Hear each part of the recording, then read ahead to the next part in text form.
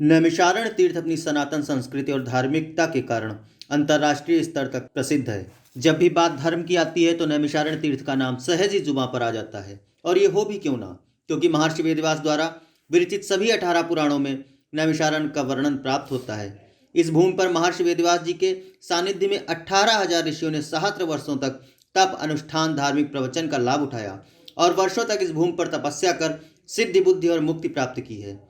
इस भूमि पर आदि पितृ मनु शतरूपा ने 23,000 वर्षों तक कठिन तपस्या कर निरंकार ब्रह्म को साकार रूप में प्राप्त किया।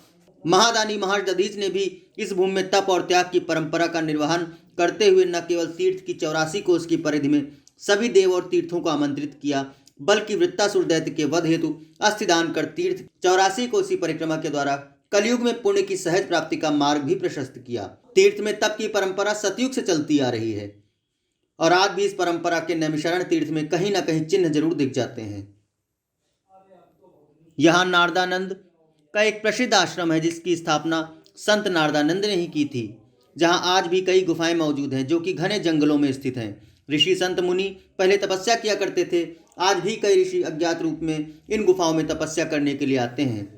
आई इंडिया नैमिष तीर्थ की ऐसी अनूठी परंपरा से आपको रूबरू कराने जा रहा है जो आपको तप की गहराई और तप के त्याग को अनकहे रूप में प्रस्तुत करेगी। नैमिषारण्य से सुनीत पांडे की रिपोर्ट। साधक जो है देश की सुखद व्यवस्था और शांतिपूर्ण व्यवस्था के लिए समाज में निकल करके देश विदेश जा कर के गुरुदेव भगवान के द्वारा सनातन धर्म के सिद्धांतों का उन्होंने जो प्रतिपादन किया उसका उन्होंने प्रचार प्रसार किया। तो साधना करने के लिए गुफाएं बनाई गई थी और आज भी वो गुफाएं हैं, लेकिन अब साधकों का धीरे धीरे अभाव होता जा रहा है, क्योंकि ये भोगवादी प्रवृत्ति जो संसार की बढ़ती जा रही है वो इस क्षेत्र में भी प्रवेश कर गई है।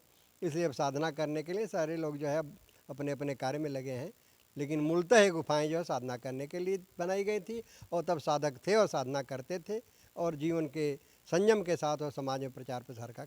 स्वामी विवेकानंद जी महाराज के शिष्य हैं और लगभग यहाँ पर हम 35-36 वर्ष से यहाँ नैमिषारण्य आश्रम में जुड़े हुए हैं सेवा से। और ये जो गुरुदेव भगवान परम पूज्य स्वामी नारदानंद जी सरस्वती के द्वारा जो स्थापित ये आश्रम है, बहुत विशाल आश्रम है। इसमें अरण्य है, चारों आश्रमों के लोग निवास करते हैं, चारों वर्ण के लोग निवास करते हैं। और यहाँ अनेक ऐसी अरण्य में गुफाएं हैं जिसमें अनेक साधु संत महात्मा लोग आकर के अध्यात्म साधना यहाँ पर करते हैं। और आज भी चातुर्मास जब आता है उसमें अनेक साधु महात्मा आकर के गुफाओं में आकर के अपना एकांत में साधना, तपस्या, भजन आदि करते हैं अनवरत। ये सब यहाँ पर चलता रहता है और उनके साधु संत महात्माओं के लिए यहाँ पर भोजन आदि की भंडारे की समुचित व्यवस्था यहाँ पर सुखदेव टीला स्थान पर रहती है। महाराज जी, कितने वर्ष पुरानी गुफाएं ये बनी हुई है? ये लगभग हमारा अंदाज है लगभग 80-85 वर्ष से पुरानी लगभग हमारे जान नॉलेज में है। महाराज जी ने आश्रम सन 2022-23 में इस आश्रम की स्थापना की तब से, और उसी समय की लगभग ये अरण्य में गुफाएं हैं।